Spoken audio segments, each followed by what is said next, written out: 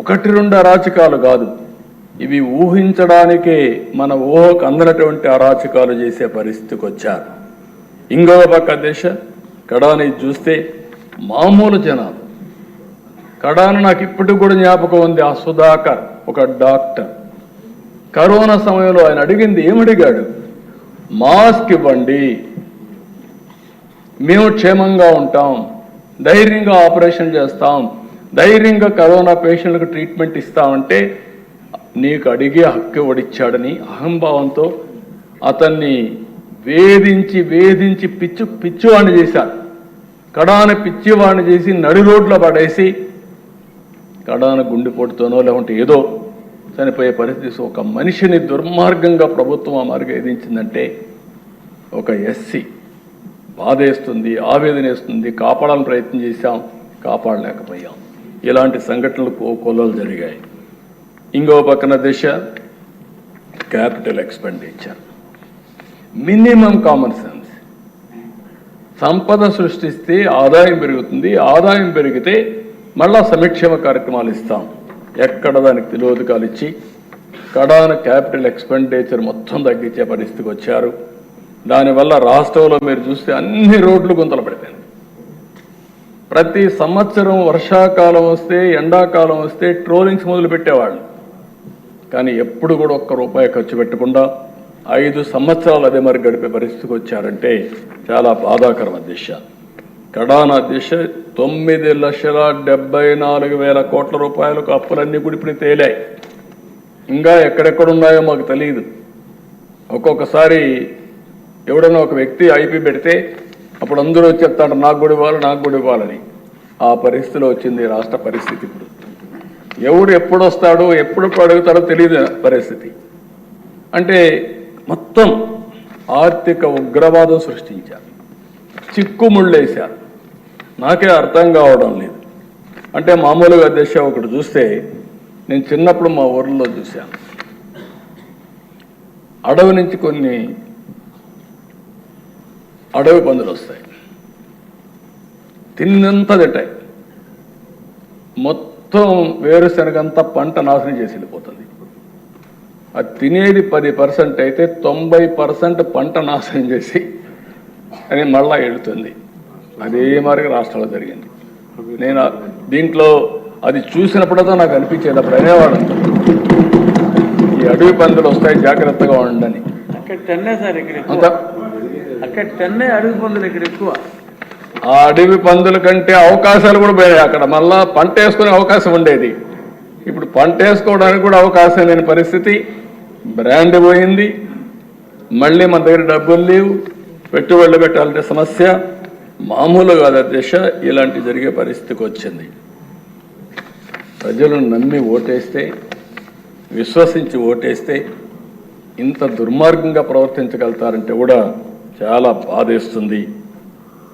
సంపద సృష్టించేదానికి ఉపయోగపడే ఒక్క పని కూడా చేయలేదు. అన్ని రంగాల్లో తిరోగమనంలోకి వెళ్ళిపోయినాయి. సంపద సృష్టించి ఆటోమేటిక్గా వచ్చే ప్రాజెక్టులు కూడా నాశనం చేసే పరిస్థితికి వచ్చారు. పెట్టుబడులు పెడతామని వస్తే తరివేశారు. పెట్టుబడులు పెట్టాలంటే నమ్మకాలు పోయినాయి.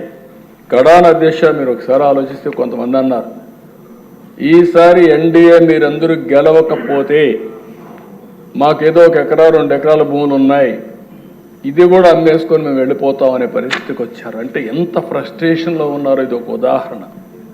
నేను ఒకటే చెప్పాను, మీరు వెళతారయ్యా, కానీ ఈ రాష్ట్రం ఏమవుతుందని అడిగితే కాదు అని చెప్పి అందుకే మీరు చూసే దిశ ప్రపంచంలో ఉండే తెలుగు వారంతా ఈ రాష్ట్రంలో పుట్టి ఎక్కడున్నా సరే మాకెవరికి చెప్పలేం. 4 నెలలు 5 నెలలుండి లక్షల రూపాయలు ఖర్చు పెట్టి ఎన్డీఏ గెలిచిన తర్వాత తిరిగి వెళ్ళారంటే అది వాళ్ళల్లో ఉండే పట్టుదల, ఆ రోజు వాళ్ళు చూసినటువంటి నగ్న సత్యాలని చెప్పి కూడా నేను మీకు తెలియజేస్తున్నా. అధ్యక్ష 431 కోట్లతో రిషికొండ ప్యాలెస్ నిన్నే విజయ్ కుమార్ రావు గారు చెప్పారు, విష్ణుకుమార్ రావు గారు చెప్పారు 430 కోట్ల రూపాయలు. నాకే కళ్ళు తిరుగుతున్న ఆ బిల్డింగ్ చూస్తే ఒక నాయకుడి మారి చేయగలుగుతామా? ప్రభుత్వ ధనంతో ఎన్ని చేయగలుగుతామా? ప్యాలెస్లు కట్టగలుగుతామా? ఒకప్పుడు చూసామా అధ్యక్ష, తాజ్మహల్ కట్టాడని. సరే, అది ఒక ఇది. కానీ అధ్యక్ష, ఆ పక్కన ఏ మాత్రం కూడా సిగ్గు ఎగ్గు లేకుండా ఫ్యామిలీ మెంబర్స్కి అందరూ కూడా ప్యాలెస్లు కట్టారు, ఫ్యామిలీ మెంబర్స్కి ఆఫీసులు కట్టారు. అది ఏంటో ఇది విచిత్రమైన ఆలోచన. అదే మరి అక్కడ చూసి 7 బ్లాక్స్ కట్టారు. మొత్తం పర్యావరణాన్ని పూర్తిగా విధ్వంసం చేశారు. ఒక పక్క ఎన్జిటి, ఇంకొక పక్క హైకోర్టు, ఇంకొక పక్క సుప్రీంకోర్టు, అడుగడుగున మొట్టికాయలు వేస్తున్న రాష్ట్ర ప్రభుత్వం అడ్డంగా తప్పుడు సమాచారం ఇచ్చి కోర్టులు కూడా మభ్యపెట్టి, లేకుంటే కోర్టులు కూడా ఏమీ చేయలేని పరిస్థితి తీసుకొచ్చారు. కడాన మనం చూస్తే ఆ ప్యాలెస్ కట్టుకున్నారు, కానీ ఆ ప్యాలెస్ దగ్గర కూడా పోయే పరిస్థితి లేకుండా చేసుకునే పరిస్థితికి వచ్చారు. 700 కోట్ల రూపాయలతో సర్వే రాళ్లపైన బొమ్మలు. దానికి మాకు మళ్ళా ఒక 30 కోట్లు పడింది అవన్నీ తీయాలంటే. అదే మార్గ అధ్యక్ష, ఎక్కడ చూసినా వీళ్ళ ఇష్ట ప్రకారం రంగులేశారు. కోర్టు ఆదేశాలతో మళ్ళా 100,000 కోట్ల రూపాయలు ఖర్చు పెట్టి ఆ రంగులని తీయడానికి ఖర్చు అయ్యే పరిస్థితి వచ్చింది. 400 కోట్ల రూపాయలతో ప్రకటనలు వాళ్ళ పేపర్కే ఇచ్చుకునే పరిస్థితికి వచ్చారు. కడాన వాలంటీర్స్ కూడా సాక్షి పేపర్ ఇవ్వాలని చెప్పి సాక్షి పేపర్ ఇప్పించే పరిస్థితికి వచ్చారు. ఎంత అధికార దుర్వినియోగం చేయాలని అన్నీ చేశారు. కడాన ఒక 500 కోట్ల రూపాయలు ఖర్చు పెట్టుంటే ఈ గుంతలన్నీ పూడ్చే పరిస్థితి వచ్చేది. దానికి మనసు రాల, దీనికి మాత్రం డబ్బులన్నీ తగిలేసే పరిస్థితికి వచ్చారు. కడాన అధ్యక్ష, సోషల్ మీడియా సైకోలు తయారు చేశారు. డబ్బులు డిజిటల్ కార్పొరేషన్లో పే చేస్తారు, ఆర్మీని తయారు చేస్తారు. ఆ ఆర్మీని తయారు చేస్తే కడాన నా మీద నీ మీద అందరి మీద పెట్టారు, కానీ కడాన కన్న తల్లి పైన కూడా పోస్టర్స్ పెట్టే పరిస్థితికి వచ్చారు అధ్యక్ష, పోస్ట్ చేసే పరిస్థితికి వచ్చారు. ఆయన శీలాన్ని కూడా శంకించే విధంగా ఏమనాలి, మనుషుల జంతువులని అడుగుతున్నా. మళ్ళా సిగ్గు లేకుండా మాట్లాడుతున్నారు. ఈరోజు ఎక్కడికక్కడ మాట్లాడుతున్నారు. అంటే తల్లిని కూడా క్యారెక్టర్ అసాసినేషన్ చేసే వాళ్ళని మీరు నేను ఒక లెక్క, ఈ రాష్ట్ర ప్రజానికి ఒక లెక్క అని అడుగుతున్నా. నేను బాగా ఆవేదనతో అడుగుతున్నా. నేను అందుకే ఒకే మాట చెప్పాను, ఎన్డీఏలో ఏ లీడర్ కూడా ఇలాంటి అసభ్యకరమైన పోస్టులు పెట్టాం. ఒకవేళ పెడితే వాళ్ళని ఏ విధంగా పనిష్ చేస్తున్నామో మన వాళ్ళు కూడా అదే మరి చేస్తా. ఈ రాష్ట్రంలో ప్రతి ఒక్క ఆడబిడ్డకు రక్షణ ఇచ్చే బాధ్యత, గౌరవంగా బ్రతికే విధంగా విధానాలు తీసుకొస్తారని చెప్పా. అందుకే ఒకే మాట అన్నాను, రాబోయే రోజుల్లో ఏ ఒక్క ఆడబిడ్డ కూడా అవమానపడడానికి వీల్లేదు. కఠినంగా వ్యవహరిస్తాం, మెర్సిలెస్గా ఉంటాం, చట్టానికి పదును పెడతాం.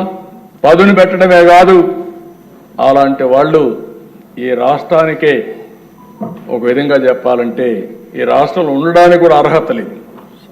నేను చాలా స్పష్టంగా చెప్తున్నా, ప్రజల కోసం, ఆడబిడ్డల రక్షణ కోసం ఈ ప్రభుత్వం కఠినమైన నిర్ణయాలు తీసుకొని ఉక్కు పాదంతో అణిచివేస్తాం తప్ప వదిలిపెట్టే సమస్య లేదని మరొకసారి ఈ సభ ద్వారా ఆడబిడ్డలందరికీ విజ్ఞప్తి చేస్తున్నా. ఇది ఒక ఆర్గనైజ్డ్ క్రైమ్.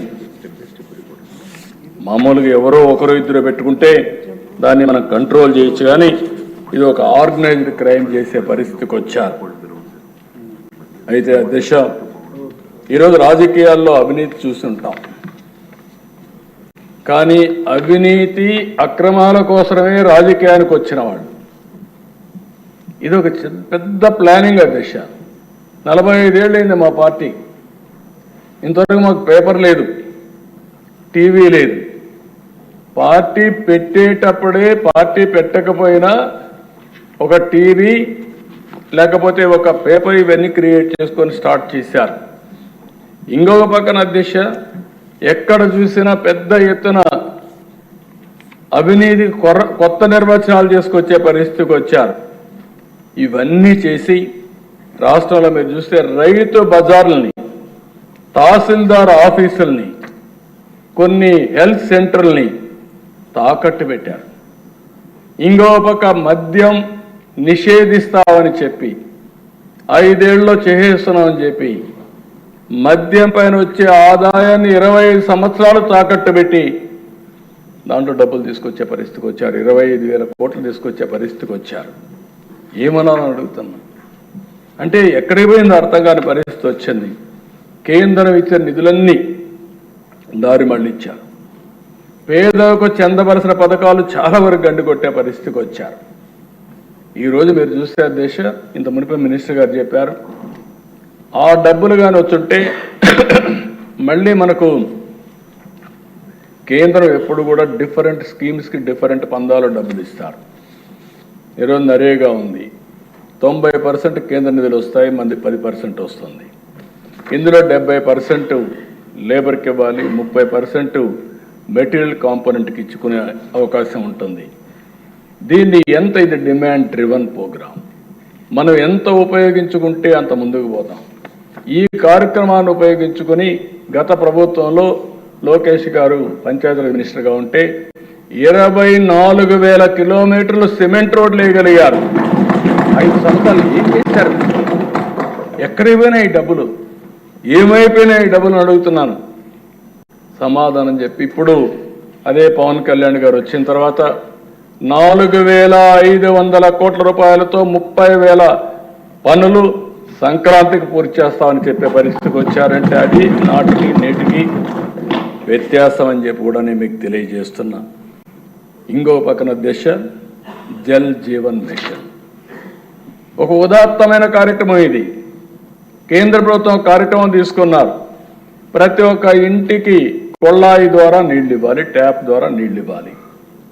దీనికి 45% కేంద్రం ఇస్తుంది, 45% రాష్ట్రం పెట్టుకోవాలి, 10% బెనిఫిషరీ పే చేయాలి. దీనివల్ల ఎక్కడైతే సస్టైనబుల్ సోర్స్ ద్వారా ఎక్కడైతే నీళ్లు ఉంటాయో ఎప్పటికీ అలాంటి రిజర్వాయర్స్ నుంచి తీసుకోవాలని చెప్పి పెట్టారు. ఇది కానీ వచ్చుంటే నీటి సమస్య పరిష్కారం అయ్యేది, కంటామినేషన్ ఉండేది కాదు.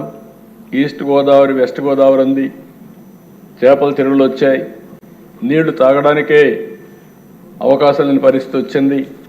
అలాంటప్పుడు గోదావరి నీళ్లు తీసుకొచ్చి ఇంటింటికి ఇచ్చుంటే ఈ సమస్య పూర్తిగా పరిష్కారం అయ్యేది. అలాంటిది యూపీ చూస్తే, ఉత్తరప్రదేశ్ చూస్తే 1,00,000 కోట్ల రూపాయలు వాళ్ళు ఖర్చు పెట్టి ఈ కార్యక్రమాన్ని పూర్తి చేసుకునే పరిస్థితికి వచ్చారు. మనం ఎక్కడా చేయకుండా వదిలిపెట్టి వచ్చిన డబ్బులు కూడా దుర్వినియోగం చేసి డైవర్షన్ చేస్తే మళ్ళా దానికి కూడా డబ్బులు ఇచ్చి యూటిలైజేషన్ సర్టిఫికెట్స్ ఇచ్చి ఇప్పుడు మళ్ళా రీస్ట్రక్చరింగ్ ముందుకు పోయే పరిస్థితికి వచ్చాం. బోర్లో ఉండే వాటర్ తీసుకొని జల్ జీవన్ మిషన్ కింద ఫుల్ఫిల్ చేసే పరిస్థితికి వచ్చారు. బోర్ ఎండిపోతే నీళ్ళు ఎక్కడి నుంచి వస్తాయని అడుగుతున్నా, ఆబ్జెక్టివ్ ఏంటని అడుగుతున్నా. అంటే నీ ఇష్టం వచ్చినట్టు చేసి ఏం చేసినా జరిగిపోతుంది, ఎవరు అడగలేరు అనే దుర్మార్గమైన ఆలోచనతో ముందుకు పోయే పరిస్థితికి వచ్చారు. ప్రయోగాలతో విద్యా వ్యవస్థని సర్వనాశనం చేశారు. ఒక జీవో తీసుకొచ్చారు, 4 కిలోమీటర్లు ఇది పెట్టి 1, 2, 3 పెట్టి ఇవన్నీ డివైడ్ చేసి కడాన డ్రాప్ అవుట్స్ విపరీతంగా పెరిగే పరిస్థితికి వచ్చింది. మాట్లాడితే ఇంగ్లీష్ మీడియం, ఏదో ఆయన ఒక్కడి వల్లనే ఆనాటి ప్రభుత్వం వల్లనే ఇంగ్లీష్ మీడియం పుట్టినట్టు, ఇంగ్లీష్ ఈ దేశం నేర్చుకున్నట్టు, అంతవరకు ఎవరికి ఇంగ్లీషే రానట్టు విపరీతంగా మాట్లాడే పరిస్థితికి వచ్చారు. ఎవరన్నా మాట్లాడితే వాళ్ళని పేదవాళ్ళకు వ్యతిరేకంగా చిత్రీకరించే పరిస్థితికి వచ్చారు. ఇంగ్లీష్ మీడియం అనేది నువ్వు నేను చెప్పేది కాదు. బ్రిటిష్ వాళ్ళు పోతూ 100 సార్లు చెప్పాను, పోతూ ఇంగ్లీష్ వదిలిపెట్టిపోయారు. కోహినూర్ డైమండ్ కూడా తీసుకెళ్లారు వాళ్ళు, కానీ ఇంగ్లీష్ మనం తీసుకుపోలేకపోయారు. అప్పటికి అందరూ నేర్చేసుకున్నారు. అయితే ఇంగ్లీషు మనకు మ్యాథమెటిక్స్లో స్ట్రాంగ్ కాబట్టి ఈరోజు ఐటీ ద్వారా ప్రపంచాన్ని శాసించగలుగుతున్నామంటే అది భారతీయుల శక్తి, తెలుగు వాటి శక్తి అని చెప్పి కూడా నేను మీకు తెలియజేస్తున్నా. చిన్న చూపుతో వైద్య శాఖని, నిర్లక్ష్యంతో ఇరిగేషన్ని, వ్యవసాయ రంగాల్ని, ఒక రంగం ఇంకొక రంగం అని కాదు అన్ని రంగాల్ని సర్వనాశనం చేశారు. కడాన మీరు చూస్తే అధ్యక్ష మాట్లాడితే ఎక్కడ అప్పు ఉంది 10 కోట్లు, మేమేదో తప్పు చెప్పామని మాట్లాడుతున్నారు. మంత్రి గారు చాలా స్పష్టంగా చెప్పారు. నేను ఇప్పుడే చెప్తున్నా, మీరు చూస్తే అధ్యక్ష గవర్నమెంట్ డెట్ 4,38,728 కోట్లు. పబ్లిక్ అకౌంట్ లయబిలిటీస్ అంటే ఉద్యోగస్తుల డబ్బులు కూడా మొత్తం వీళ్ళు తీసుకొని వాడేసే పరిస్థితికి వచ్చారు. 80,914 కోట్లు. కార్పొరేషన్స్ డెట్ 2,48,677 కోట్లు. సివిల్ సప్లైస్లో అప్పు 36,000 కోట్లు. డ్యూ టు పవర్ సెక్టర్లో వాళ్ళకి ఇవ్వాల్సింది 34,267 కోట్లు. Outstanding dues to vendor స్కీమ్స్కి ఇప్పుడు బకాయిల దిశ మొత్తం కాంట్రాక్టర్ అందరికీ 1,13,244 కోట్లు. అదే మరి ఉద్యోగస్తులకు ఇవ్వాల్సింది ఇమీడియట్గా 21,980 కోట్లు. Non contribution of sinking fund కింద 1,191. ఇవన్నీ కలిపితే 9,74,556 కోట్లు ఇప్పుడు తేలిన అప్పులు. ఇంకా తవ్వితే ఎంత వస్తుందో నాకు తెలియదు. నేను ముందే చెప్పా, ఓసారి దివాలా తీసామంటే అందరూ వస్తారు, మాది కూడా ఉందని. కానీ అది చెప్పడం లేదు కాబట్టి గుమ్మడంగా ఏం చేయాలో చేసే పరిస్థితికి వచ్చా. ఇది కాదని ఎవరన్నా అంటే రండి, లెక్కలు చూపిస్తా. ఆ లెక్కలు చూసిన తర్వాత గుంజీలు పెట్టిస్తా. ఆశానుకోవద్దండి, ప్రజా జీవితాన్ని దుర్వినియోగం చేయొద్దండి. పిల్ల చేష్టలు వద్దు. లెక్కలు లెక్కలే. ఈ లెక్కల్ని ఎవ్వరూ ఏమీ చేయలేరు. గవర్నమెంట్ దగ్గర మీరు అకౌంట్ దాచిపెట్టారు. ఈరోజు మేము ఏది కూడా దాపరికం లేదు. అందుకే అన్ని జీవోల్ని ఆన్లైన్లో